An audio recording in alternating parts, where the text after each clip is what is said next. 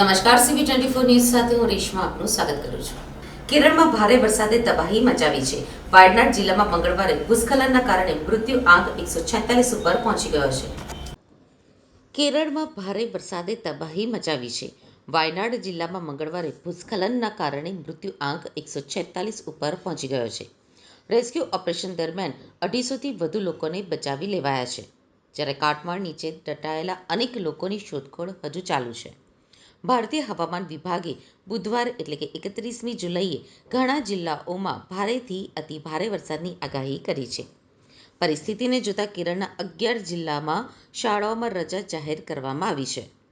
વાયનાડ, મલપ્પુરમ, કોઝિકોડ, કસરાગોડ, ઇડુક્કી, પથિનમથિટ્ટા, થ્રિસુર, કન્નૂર, એર્નાકુલમ, અલપુઝા અને પલક્કડ આ તમામ જિલ્લામાં આજે શાળાઓ અને કોલેજો બંધ રહેશે.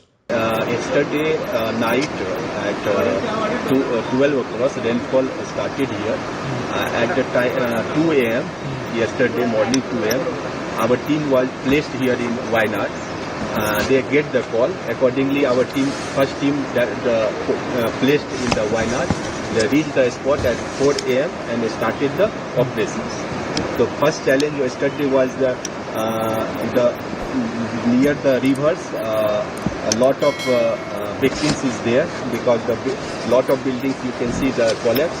After rescuing those victims, our team tried to make a rope to cross that side. After that, that was started at 12 p.m. yesterday. After that, whoever the victims, whoever the personnel, they can come to this side. They were rescued. After that, our team goes that side and tried to find out the victims. So 6 trapped victims were rescued by rope. કુદરતના કહેરથી કેરળના વાયનાડ જિલ્લામાં વિનાશના નિશાન પડી ગયા છે.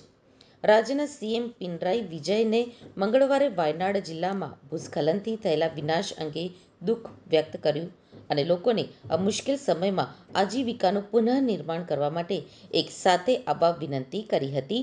CM વિજયને જણાવ્યું હતું કે અસરગ્રસ્તોને પુનઃનિર્માણ કરવા માટે વધુ સમય લાગી શકે છે.